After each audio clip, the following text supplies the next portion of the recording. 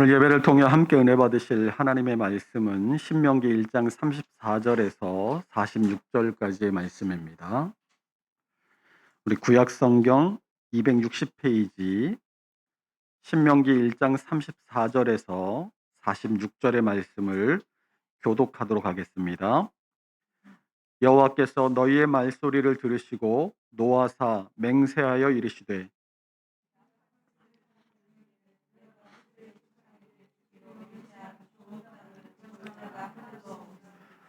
오직 여분네의 아들 갈렙은 온전히 여호와께 순종하였은즉 그는 그것을 볼 것이요 그가 밟은 땅을 내가 그와 그의 자손에게 주리라 하시고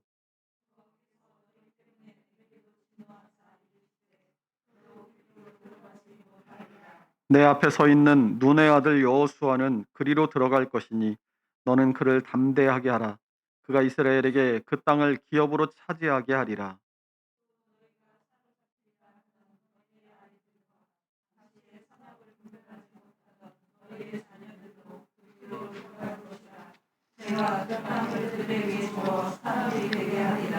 너희는 방향을 돌려 홍해길을 따라 광야로 들어갈지니라 하시매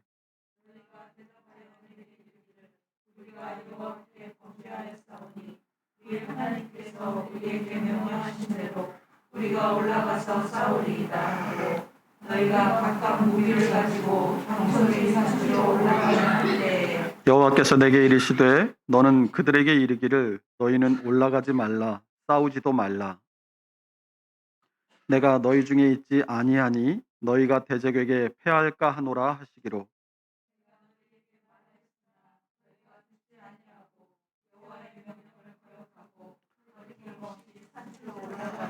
그 산지에 거주하는 아모리 족속이 너희에게 마주 나와 벌떼같이 너희를 쫓아 세일산에서 쳐서 호르마까지 이른지라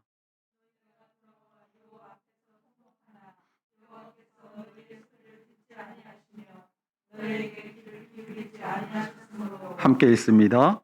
너희가 가데스에 여러 날 동안 머물렀나니 곧 너희가 그곳에 머물던 날수대로니라. 아멘. 오늘 설교의 제목은 믿음의 정체입니다. 우리는 하나님의 백성으로 살아가기라는 주제를 가지고 신명기서를 함께 살펴보고 있습니다. 우리가 하나님의 백성으로 이 땅을 살아가기 위해서는 하나님의 백성은 어떤 사람인가를 먼저 알아야 합니다. 하나님의 백성이 되기 위한 조건은 무엇일까요? 이스라엘 사람이어야 할까요? 아니면 돈이 많거나 머리가 똑똑하거나 힘이 있어야 할까요? 그렇지 않죠. 하나님의 백성이 되는 것은 하나님의 택하심을 받아야만 가능한 일인 줄로 믿습니다. 우리의 구원이 전적인 하나님의 은혜이듯이 하나님의 백성이 되는 것도 전적인 하나님의 은혜로만 되어지는 것입니다. 지금 가나안을 목전에 두고 있는 이스라엘 백성들도 자신들이 가진 어떤 조건 때문에 하나님의 백성이 된 것이 아니라 우리의 지혜로는 도무지 알 수 없는 하나님의 택하심과 은혜로 하나님의 백성이 되었습니다. 이처럼 하나님의 백성이 되는 것은 전적인 하나님의 은혜로 되는 것이지만 그 은혜로 하나님의 백성이 되는 과정 가운데 반드시 가지게 되는 것이 있습니다. 그것은 믿음입니다. 갈라디아서 3장 5절에서 7절 말씀을 함께 읽어보겠습니다. 너희에게 성령을 주시고 너희 가운데서 능력을 행하시는 이의 일이 율법의 행위에서냐 혹은 듣고 믿음에서냐 아브라함이 하나님을 믿음에 그것을 그에게 의로 정하셨다 함과 같으니라. 그런즉 믿음으로 말미암은 자들은 아브라함의 자손인 줄 알지어다. 아멘. 우리가 이 사실을 신명기서를 통해 확인하는 것은 매우 중요합니다. 이 신명기가 우리에게 전달하고자 하는 핵심 내용이 하나님의 백성은 어떻게 살아야 하는가 하는 것이기 때문입니다. 신명기 1장의 대부분을 차지하고 있는 이 신명기 1장 19절에서 끝절인 46절까지는 가데스 바네에서 일어났던 반역의 사건을 다루고 있습니다. 하나님의 백성으로 부르심을 받아 이제 하나님의 백성으로 살아야 하고 또 약속의 땅을 쟁취해야 할 이스라엘 백성들에게 가장 요구되는 것이 무엇이겠습니까? 바로 믿음이었습니다. 그런데 이스라엘 백성들이 이 가데스 바네아에서의 사건을 통해 여실히 보여준 것은 아이러니하게도 그들의 믿음 없음이었습니다. 이 열두 정탐꾼들의 보고를 들은 이스라엘 백성들은 밤새 통곡하고 한 지휘관을 세워서 애굽으로 돌아가자고 합니다. 오늘 본문과 같은 사건을 기록한 민수기 14장 1절에서 10절의 말씀을 우리 함께 읽어보도록 하겠습니다. 온 회중이 소리를 높여 부르짖으며 백성이 밤새도록 통곡하였더라. 이스라엘 자손이 다 모세와 아론을 원망하며 온 회중이 그들에게 이르되 우리가 애굽 땅에서 죽었거나 이 광야에서 죽었으면 좋았을 것을 어찌하여 여호와가 우리를 그 땅으로 인도하여 칼에 쓰러지게 하려 하는가? 우리 처자가 사로잡히리니 애굽으로 돌아가는 것이 낫지 아니하랴. 이에 서로 말하되 우리가 한 지휘관을 세우고 애굽으로 돌아가고자 하매 모세와 아론이 이스라엘 자손의 온 회중 앞에 엎드리라. 그 땅을 정탐한 자 중 눈의 아들 여호수아와 여분네 아들 갈렙이 자기들의 옷을 찢고 온 회중에게 말하여 이르되 우리가 두루 다니며 정탐한 땅은 심히 아름다운 땅이라. 여호와께서 우리를 기뻐하시면 우리를 그 땅으로 인도하여 들이시고 그 땅을 우리에게 주시리라. 이는 과연 젖과 꿀이 흐르는 땅이니라. 다만 여호와를 거역하지는 말라. 또 그 땅 백성을 두려워하지 말라. 그들은 우리의 먹이라. 그들의 보호자는 그들에게서 떠났고 여호와는 우리와 함께 하시느니라. 그들을 두려워하지 말라 하나 온 회중이 그들을 돌로 치려 하는데 그때 여호와의 영광이 회막에서 이스라엘 모든 자손에게 나타나시니라. 아멘. 이 말씀 뒤에 하나님께서 모세에게 말씀하신 내용이 11절의 내용입니다. 여호와께서 모세에게 이르시되 이 백성이 어느 때까지 나를 멸시하겠느냐? 내가 그들 중에 많은 이적을 행하였으나 어느 때까지 나를 믿지 않겠느냐? 이스라엘 백성들의 문제는 뭐라는 거예요? 가나안의 성이 도저히 뚫지 못할 정도로 튼튼하고 그 가나안 땅에 거하고 있는 사람들이 거인과 같이 체격이 좋고 또 월등히 뛰어난 조건을 가진 사람들이라는 게 문제가 아니라는 거예요. 전능하신 하나님께서 우리보다 앞서 가시고 또 우리를 위해 싸우실 텐데 그까짓 것들이 무슨 문제가 되겠습니까? 이스라엘 백성들이 가진 문제는 하나님을 믿지 않는다는 데 있었습니다. 민수기 14장 11절에서도 하반절에 보면 내가 그들 중에 많은 이적을 행하였으나 어느 때까지 나를 믿지 않겠느냐라고 말씀하십니다. 이미 많은 놀라운 기적들을 이스라엘 백성들의 눈앞에서 행하셨지만 그럼에도 불구하고 이스라엘 백성들이 하나님을 믿지 않고 있는다는데 그것이 문제인 것이죠. 그러니까 이 이스라엘 사람들이 가나안 땅에 들어가려면 준비해야 할 것, 그리고 가지고 가야 할 것이 무엇이겠습니까? 날카로운 무기도 또 어떤 길로 해서 어떤 성을 칠지 하는 전략도 아니었습니다. 이들에게는 하나님만을 전적으로 신뢰하는 믿음이 필요했던 것입니다. 우리도 신앙을 가질 때 내가 꼭 뭔가를 해야만 할 것 같은 강박에 사로잡히기가 쉽습니다. 교회를 다니고 신앙을 가지기 위한 조건 같은 것들이 있지 않을까 그렇게 생각을 하기 쉽다는 거죠. 내가 이렇게 해야 하나님께서 복 주시겠지. 내가 이렇게 하지 않으면 하나님이 나한테 벌을 내리시겠지? 내가 똑바로 살지 못해서 지금 죽으면 천국 갈 자신이 없는데 주님께서 지금 오시면 어떡하지? 하는 이런 부담감과 두려움에 사로잡혀서 살아가는 분들이 우리 가운데 종종 있을 수 있다는 겁니다. 그런데 요한복음 1장 12 절과 13 절은 영접하는 자, 곧 그 이름을 믿는 자들에게는 하나님의 자녀가 되는 권세를 주셨으니 이는 혈통으로나 육정으로나 사람의 뜻으로 나지 아니하고 오직 하나님께로부터 난 자들이니라라고 말씀하고 있고, 또 요한복음 6장 47 절은 진실로 진실로 너희에게 이르노니 믿는 자는 영생을 가졌나니라고 말씀해 주고 있습니다.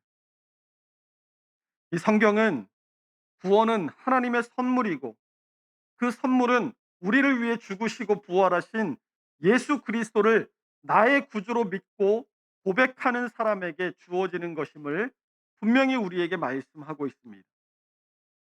그러므로 그리스도인은 구원을 얻기 위해 사는 사람들이 아니라 구원받은 기쁨과 감사로 이 땅을 하나님의 뜻대로 살아가는 사람들인 줄로 믿으시기 바랍니다. 여러분 한번 생각해 보십시오. 구원을 내가 쫓아가는 삶, 구원을 얻기 위해 사는 삶이 어떤 면에서 보면 얼마나 비참하겠습니까? 구원을 얻으려면 이것도 해야 되고 저것도 해야 되고 내 몸과 재물과 시간과 노력을 아낌없이 쏟아야 되고 이것도 하면 안 되고 저것도 하면 안 되고, 이렇게 이 생에서의 삶이 구원을 한번 얻어보려고 하는 삶이 되면 지금 예수님 오면 되겠어요? 안 되겠어요? 안 되는 거예요. 왜요? 나는 아직도 하나님의 심판대 앞에 설 준비가 안 되어 있는 겁니다. 그러나 구원을 얻고 이 땅을 살아가는 사람들은 이미 구원을 받았기에 내가 받은 그 구원의 기쁨과 감격과 감사로 이 땅을 살아가는 사람들이 되어집니다. 때로는 살면서 실수도 하고, 때로는 죄를 지을 수도 있고, 때로는 하나님의 뜻과 반대로 가는 때도 있겠지만 반드시 이미 얻은 그 구원의 자리로 다시 돌이키게 됩니다. 바로 거기에 감사와 기쁨이 넘치는 참 평안의 자리라는 것을 알기 때문이에요. 구원 얻은 사람은 과거에 내가 예수 그리스도를 만남으로써 이미 얻은 그 구원이 지금 오늘을 살아가는 현재의 나의 삶과 연결돼서 내가 지금 이 순간을 구원 얻은 감사와 기쁨으로 살 수 있게 해 줍니다. 뿐만 아니라 내가 지금 누리고 있는 이 구원의 삶이 장차 구원의 완성에 반드시 이르게 되리라는 것을 확신하며 살아갈 수 있게 됩니다.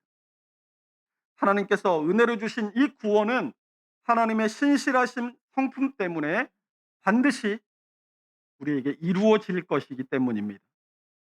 그래서 언제 주님께서 재림하시든 마라나타 주 예수여 어서 오시옵소서 하고 주님을 날마다 간절히 기다리는 신앙이 구원 얻은 사람의 신앙이 되는 것입니다. 가나안에 이제 들어가야 할 이스라엘 백성들에게 필요한 것은 바로 이런 믿음이었어요. 하나님, 그리고 하나님의 약속, 하나님께서 시내산에서 이스라엘 백성들과 맺으신 그 언약이 반드시 성취될 것이다라는 것을 믿는 굳은 믿음, 신뢰, 그것이 이스라엘 사람들에게 필요했던 것입니다. 오늘 본문 34절, 35절입니다. 함께 읽습니다.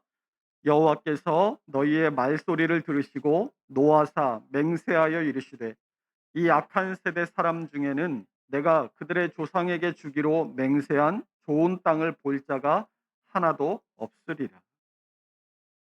이스라엘 백성들은 이 일로 하나님의 진노를 초래했습니다. 하나님께서 땅을 주지 않겠다고 맹세하시는 단계까지 이르러 버렸어요. 애굽에서 탈출한 출애굽 1세대 중 누구도 가나안 땅에 들어가지 못하게 되어 버렸습니다. 가나안 땅에 들어갈 수 있는 사람이 누구입니까? 본문 36절에서 39절의 말씀을 보면 가나안 땅에 들어갈 수 있는 사람은 36절에 여호와께 순종한 갈렙, 38절에 갈렙과 함께 하나님의 편에서 정탐 보고를 한 여호수아, 39절에 너희가 사로잡히리라 하던 너희의 아이들, 그리고 당시에 선악을 분별하지 못하던 너희의 자녀들, 이들만이 가나안 땅에 들어갈 수 있게 되었습니다.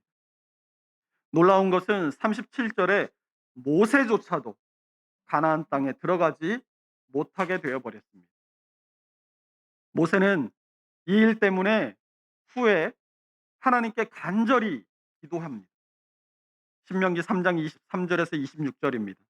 그때에 내가 여호와께 간구하기를 주 여호와여, 주께서 주의 크심과 주의 권능을 주의 종에게 나타내시기를 시작하셨사오니 천지간에 어떤 신이 능히 주께서 행하신 일, 곧 주의 큰 능력으로 행하신 일같이 행할, 행할 수 있으리이까.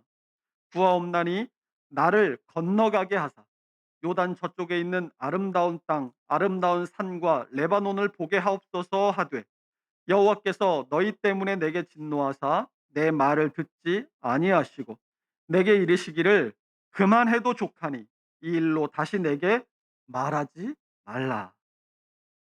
하나님의 진노와 맹세는 단호한 것입니다. 본문 34절에 여호와께서 너희의 말소리를 들으시고 노하사 맹세하여 이르시되라고 말씀하지 않습니까? 이것은 그냥 화가 나서 어쩔 줄 몰라 하는 그 정도로 화가 난 것을 얘기하는 게 아니에요. 이 노하사 또 맹세하여라는 표현은 엄청난 진노와 또 언약의 파기 두 가지 의미를 담고 있는 것입니다. 34절에 이 노하셨다라는 표현은 그냥 화가 난 정도가 아니라 경노했다라는 뜻입니다.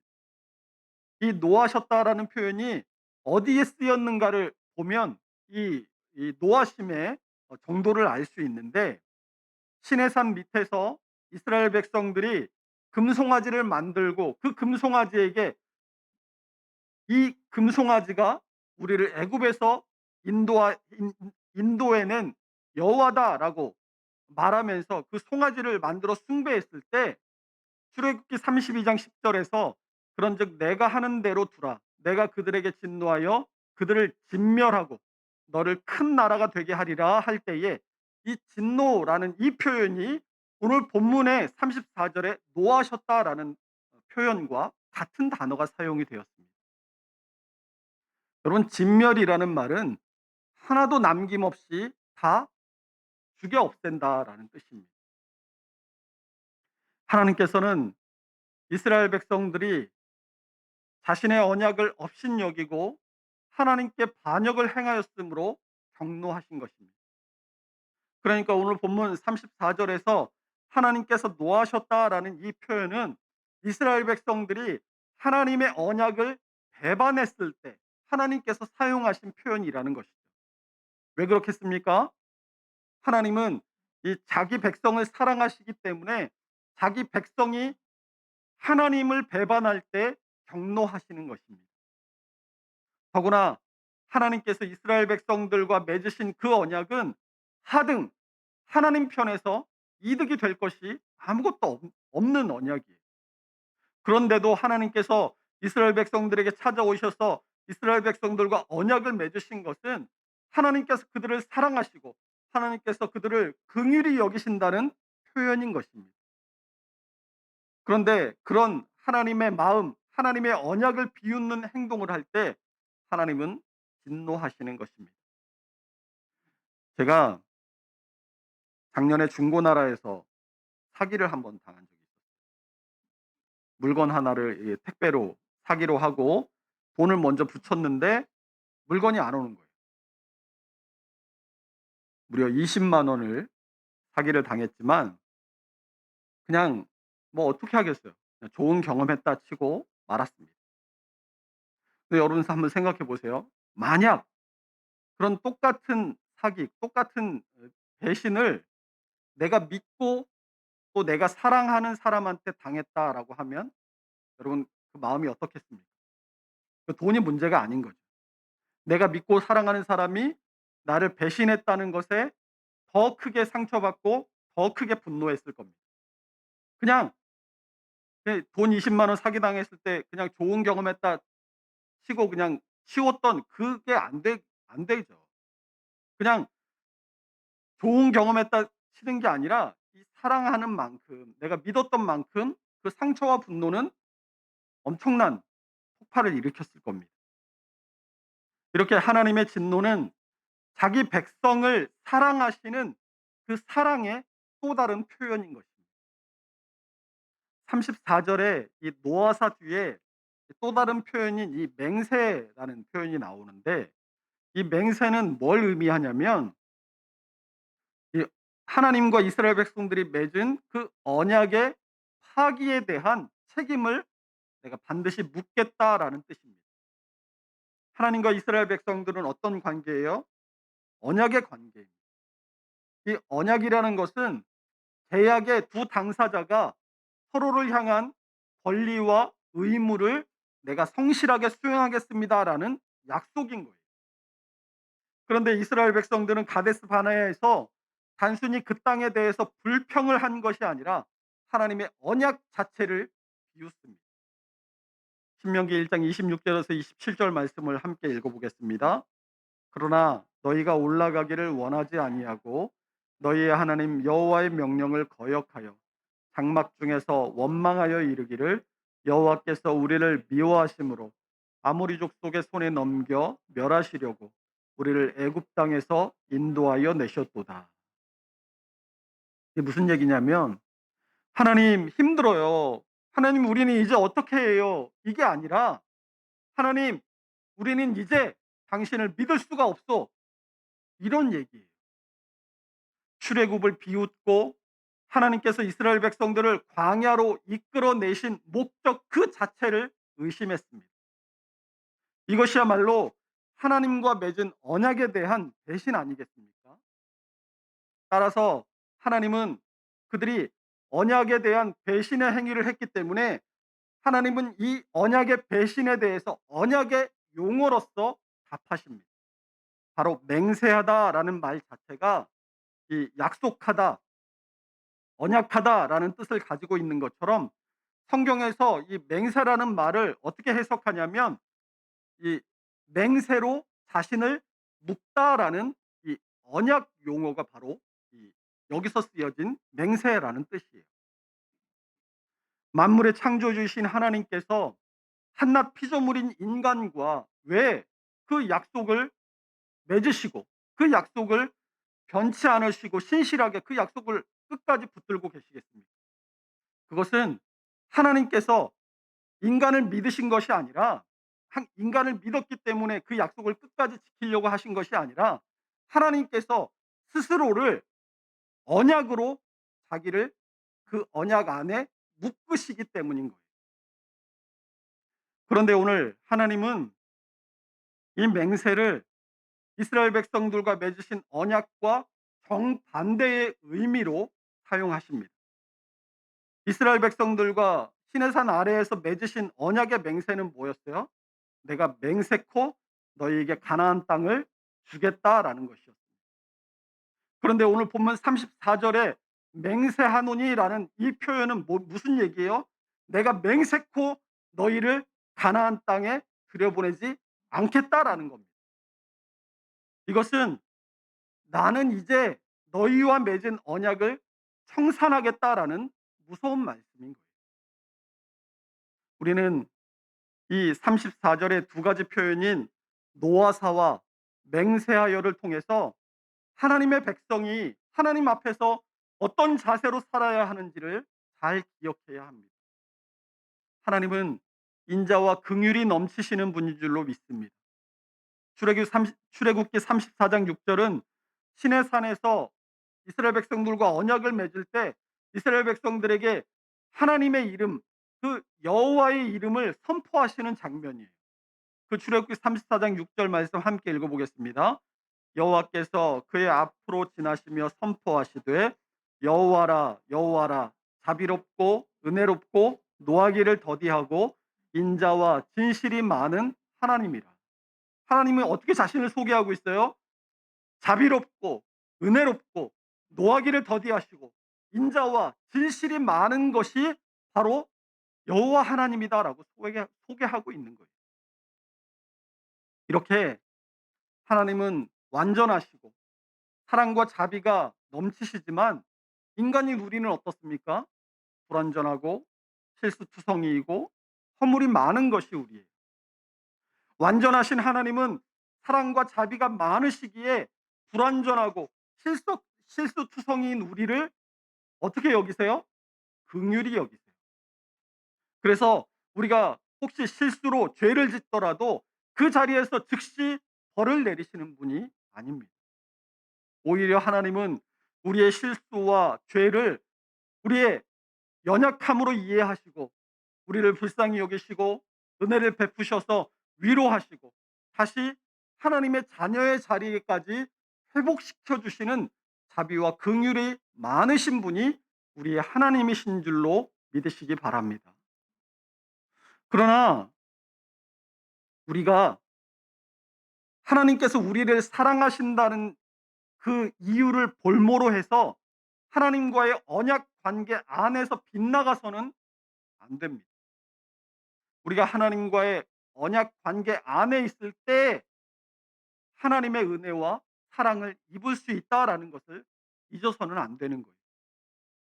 우리가 하나님과 맺은 그 언약의 관계를 넘어설 때 하나님은 진노하시고 하나님의 사랑과 은혜를 우리에게서 거두어 가십니다. 하나님의 자녀로 약속되어진 복과 은혜를 우리가 언약의 관계를 넘어설 때 더 이상 받아 누릴 수 없게 되는 거예요. 그래서 하나님의 뜻으로부터 우리가 살다 보면 가끔 벗어나기도 하고 가끔 죄를 지을 수는 있지만 하나님의 뜻을 아무렇지도 않게 여기는 단계까지 나아가서는 절대 안 되는 겁니다. 죄가 우리 안에서 습관화되고 더 이상 죄를 짓는데도 하나님을 아무렇지도 않게 의식하지 않는 단계까지 나가서는 절대 안 되는 거예요.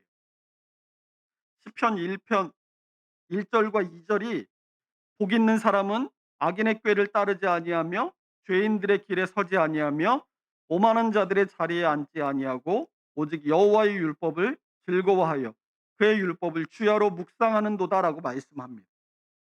여러분, 하나님께서 미워하시는 악인은 어떻다는 거예요? 악인들의 꾀를 따라가요. 악인들의 악한 지혜를 따라갑니다.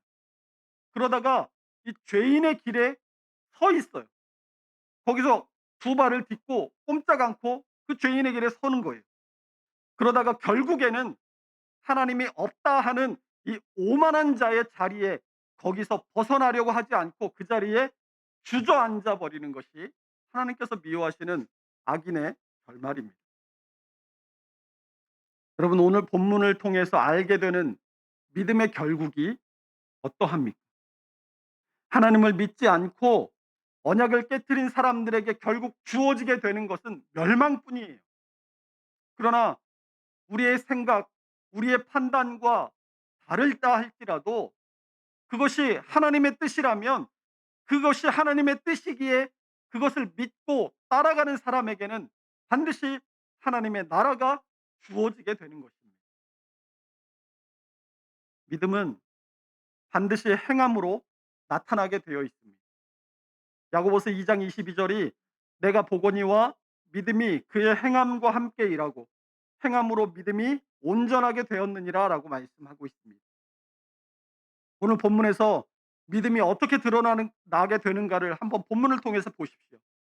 어떤 사람에게 믿음은 순종으로 드러납니다. 여호수아와 갈렙이 하나님을 믿는 믿음으로 하나님의 뜻에 순종하자고 이스라엘 백성들에게 강력하게 요청했던 것처럼 하나님을 믿는 믿음은 그분의 말씀에 대한 순종으로 반드시 나타나게 되는 것입니다. 그러한 순종에 대해서 하나님께서 어떻게 반응하십니까? 하나님의 말씀에 우리가 순종하기만 하면 하나님은 이스라엘 백성들 앞서 싸우시고 그 땅을 그들에게 주실 것입니다. 순종하는 이에게 하나님께서 함께 하신다는 것입니다. 그러나 어떤 사람에게 믿음은 불순종으로 나타납니다. 40절과 40절에서 42절의 말씀입니다. 우리 함께 읽어보겠습니다.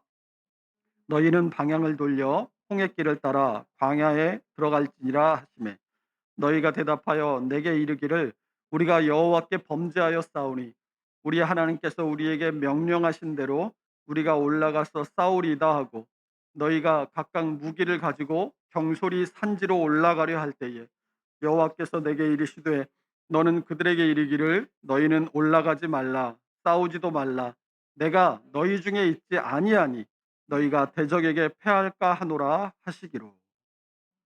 왜 올라가지 말라고 하십니까? 42절 중반절에 보면 내가 너희 중에 있지 아니하니라고 분명히 말씀하시지 않습니까?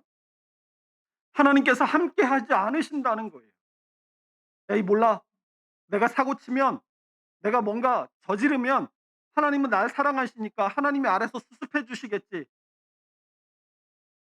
우리 이런 생각으로 살면서 뭐 사건 사고 저지르는 것들 분명히 있지 않습니까?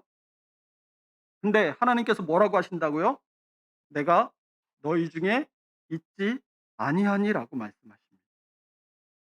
내 마음대로 이 세상을 살아가면서 그 일의 결과에 대해서 하나님을 원망하면 됩니까? 안 됩니까? 순종하지 않는 사람에게 하나님께서 함께 하시지 않는다니까요. 하나님이 우리와 함께 하신다고? 그러면 내가 세상 살면서 죄 지을 때에도 하나님께서 우리와 영원히 함께 하시니까 내가 죄 짓는 장면을 하나님이 보고 계셨다는 얘긴데 그러면 내가 죄 지을 때 하나님이 말렸어요. 말리지 않으시네? 왜 날 안 말리셨을까? 그럼 하나님도 책임이 있네? 이게 다 하나님 책임이네? 이렇게 돌아가게 된다. 내가 불순종하고 죄를 짓는 자리에 하나님 계세요, 안 계세요? 계시죠. 하나님 계십니다. 그거 다 보고 계세요.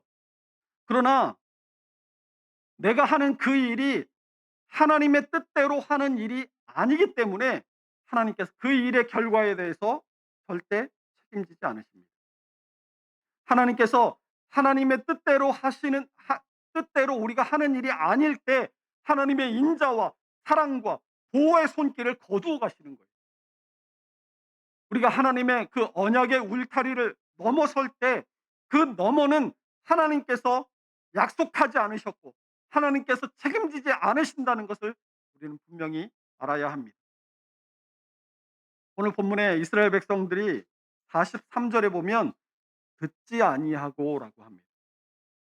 하나님께서 함께 하지 않으시니까 이제 가나안 땅에 올라가지 말라고 했는데도 그마저도 듣지 않고 이제서 말씀대로 싸우겠다고 올라갑니다. 45절 말씀입니다. 너희가 돌아와 여호와 앞에서 통곡하나 여호와께서 너희의 소리를 듣지 아니하시며 너희에게 귀를 기울이지 아니하셨으므로 말 안 듣고 쫓아 올라가서 싸우다가 대패하고 돌아와서 하나님 앞에서 통곡합니다. 왜 통곡을 해요, 통곡을? 45절 중반절에서부터 여호와께서 뭐라고 하십니까? 여호와께서 너희의 소리를 듣지 아니하시며 너희에게 귀를 기울이지 아니하셨으므로. 이게 무슨 말이에요? 한마디로 언약의 관계가 깨어졌다라는 거예요. 언약은 하나님의 뜻대로 순종하면 하나님의 백성으로 살게 하겠다는 것이 언약이에요. 그런데 하나님의 말씀을 듣지 않고 하나님을 조롱하고 비난하고 배반하고 자기들 마음대로 하니까 언약은 이제 깨어졌고 언약이 깨어졌는데도 하나님께서 그 언약대로 그들을 돕고 지키셔야 할 이유가 어디에 있겠냐는 거예요. 이처럼 하나님과의 언약의 관계를 비웃고 그 울타리를 벗어나 하나님을 배신하는 자리에까지 가게 되는 이유가 그럼 뭐냐? 본문 32절이 밝혀주고 있습니다. 이 일에 너희가 너희의 하나님 여호와를 믿지 아니하였도다.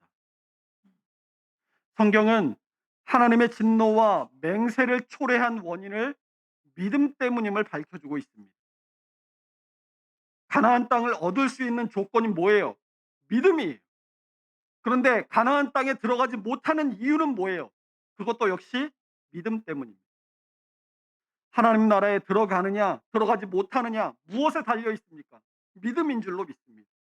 하나님 나라에 들어갈 수 있는 유일한 조건은 바로 믿음인 것입니다. 돈으로도, 명예로도, 잘나서도, 어떤 인간적인 조건을 갖다 대도 가지 못하는 것이 하나님의 나라예요. 하나님의 나라를 유업으로 얻는 유일한 길로 성경이 우리에게 제시하고 있는 것은 바로 믿음입니다. 어떤 믿음이냐? 오직 예수 그리스도를 주로 믿고 그것을 고백하는 그 믿음 말고는 도무지 하나님의 나라에 이를 방법이 없는 줄로 믿으시기 바랍니다. 이처럼 믿는다는 것의 정체는 반드시 순종과 불순종으로 드러나게 되어 있습니다. 그래서 믿음과 삶은 별개의 것이 아닙니다. 믿는 대로 또 믿는 만큼 살아내는 것이 그리스도인의 삶인 것입니다. 우리 모두가 오늘 이 가데스 바네아에서의 이스라엘 백성들이 보여준 이 믿음의 정체를 반면 교사 삼아서 이 땅에서 우리의 믿음을 순종의 삶으로 드러내며 살아갈 수 있는 하나님 나라의 백성들이 다 될 수 있으시기를 주님의 이름으로 축원합니다. 기도하겠습니다.